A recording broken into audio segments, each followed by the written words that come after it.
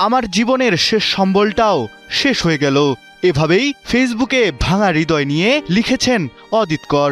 বিয়ের মাত্র কদিন আগেই হাতে হাত রেখে নতুন জীবনের স্বপ্ন দেখেছিলেন আগামী চক্রবর্তী আর অদিত কর। ছিল একসঙ্গে সারা জীবন পথ চলার প্রাণপণ পরিকল্পনা, এমনকি বিয়ের প্রস্তুতিও নিয়েছিল তারা দুজন। কিন্তু সেই স্বপ্ন আর পূরণ হল না তাদের। একই পরিবারের 4 জনের নৃশংস হত্যাকাণ্ডে মা বাবা ও ছোট ভাইয়ের সঙ্গে প্রাণ হারালেন অদিত করের হবু স্ত্রী আগামীও। প্রিয় মানুষটিকে হারিয়ে সামাজিক যোগাযোগ মাধ্যমে অদিতের পোস্ট এখন কাঁদাচ্ছে স্বজন পরিজনদের সাথে, হৃদয়ে নাড়া দিয়েছে নেটিজেনদেরও। রংপুর জিলা স্কুলের অবসরপ্রাপ্ত শিক্ষক গণপতি চক্রবর্তী জুয়েলের একমাত্র মেয়ে ছিলেন আগামী চক্রবর্তী। সম্প্রতি কারমাইকেল কলেজ থেকে ইংরেজিতে স্নাতকোত্তর শেষ করেছিলেন তিনি। অন্যদিকে জগন্নাথ বিশ্ববিদ্যালয়ে পড়াশোনা করা অদিত করের সাথে আগে থেকেই পরিচয় ছিল তার। সেই সম্পর্ক গড়িয়েছিল বিয়ের সিদ্ধান্তে। দুই পরিবারের বিয়ের প্রস্তুতিও চলছিল। কিন্তু শনিবার হঠাৎ রংপুর নগরীর কামলা কাছনা মাছুয়াপাড়া এলাকায় তাদের বাড়ি থেকে উদ্ধার করা হয় 4টি মরদেহ। নিহতরা হলেন গণপতি চক্রবর্তী, তার স্ত্রী প্রীতিলতা চক্রবর্তী, মেয়ে আগামী এবং 12 বছরের নিষ্পাপ ছেলে আয়ুষ। এরপর স্বজনদের সাথে যোগাযোগ বিচ্ছিন্ন হওয়ায় শনিবার রাতেই পরিবারের খোঁজ নিতে বাড়িতে যান আগামীদের স্বজনরা। এরপরেই বেরিয়ে আসে ভয়ানক ঘটনা। ঘরের ভেতর সিঁড়ির কাছে ও ছাদে পাওয়া যায় পরিবারের 4 সদস্যের মরদেহ। ঘটনাটি ছড়িয়ে পড়তেই পুরো রংপুরে নেমে আসে শোকের ছায়া। এমন ঘটনার পরপরই সামাজিক যোগাযোগ মাধ্যমে ছড়িয়ে পড়ে আগামী ও অদিতের একটি ছবি। ছবিতে জ্বলজ্বল করছিল কদিন আগের দুজনের স্বপ্নের স্মৃতি। অদিত সেই ছবিতে লিখেন, সেদিন আগামী তাকে বলেছিল তাদের কখনো কাপল ছবি তোলা হয়নি, তাই একটা ছবি তোলার কথা। সেই ছবি যে তাদের একসঙ্গে তোলা শেষ ছবি হয়ে যাবে তা কি কেউ জানতো?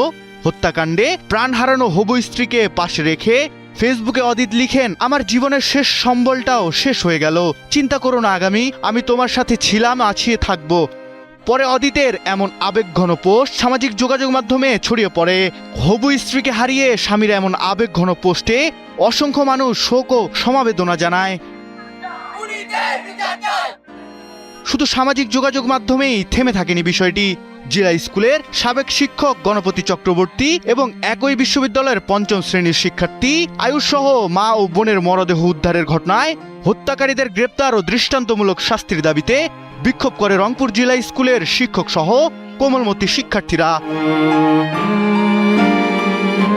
পরে এমন নৃশংস হত্যাকাণ্ডের রহস্য উন্মোচনে আটঘাট বেঁধে তদন্তে নামে আইন শৃঙ্খলা বাহিনী। রোববার দুপুরে নিজ কার্যালয়ে রংপুর মেট্রোপলিটনের পুলিশ কমিশনার মোহাম্মদ আব্দুল মাহবুদ হত্যাকাণ্ডের ঘটনা তুলে ধরেন।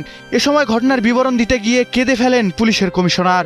এর আগে এই ঘটনার অভিযুক্ত দুজনকে গ্রেপ্তার করে আইন শৃঙ্খলা বাহিনী। গ্রেপ্তারকৃতরা হলেন নগরীর মাছুয়াপাড়া এলাকার কানু দাসের ছেলে মুগ্ধ দাস ও বিনয়চন্দ্র দাসের ছেলে সিদ্ধার্থ দাস। কিভাবে ঘটেছে এমন নৃশংস হত্যাকাণ্ড?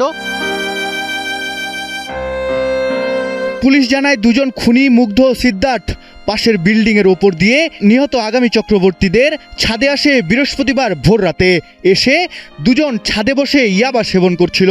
শব্দ পেয়েই আগামী চক্রবর্তীর বাবা গণপতি চক্রবর্তী ছাদে গিয়ে আড্ডা দেওয়ার বিষয়ে জিজ্ঞাসা করলে পরিচয় গোপন রাখার জন্য তার গলায় থাকা গামছা পেঁচিয়ে তাকে হত্যা করা হয়। পরে চিৎকার শুনে সিঁড়ি দিয়ে ওঠার সময় গণপতি চক্রবর্তীর স্ত্রী প্রীতিলতা চক্রবর্তীকেও গামছা পেঁচিয়ে হত্যা করে খুনিরা।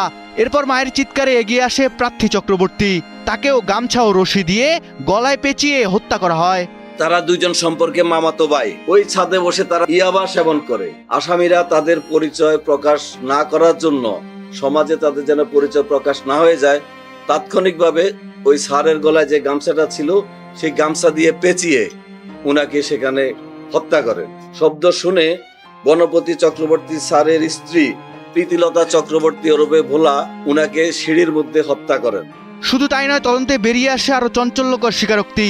প্রার্থী চক্রবর্তী মারা যাচ্ছিল না, প্রায় 4-5 মিনিট লাগে তার প্রাণ যেতে। সে সময় খুনিরা রশি দিয়ে তার গলায় এবং মুখে পেঁচিয়ে ধরে। সর্বশেষ ঘুমন্ত অবস্থায় নিষ্পাপ শিশু প্রিয়মকে কাপড় পেঁচিয়ে ও বালিশ চাপা দিয়ে হত্যা করে ক্ষান্ত হয় খুনিরা।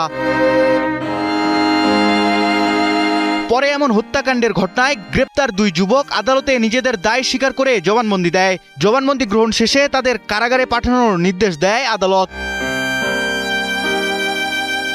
তারা কারাগারে গেলেও আগামী চক্রবর্তী আর অদিতকারের ঘর বাঁধার স্বপ্ন একেবারে মাটির সাথে মিশে গেছে। একসাথে স্বপ্ন দেখা দুজনের একজন এখন না ফেরার দেশে, অন্যজন তার স্মৃতি নিয়ে ডুবে আছে কষ্টে। কিছু ভালোবাসা বুঝি এমনই হয়, পেয়েও আর পাওয়া হয় না।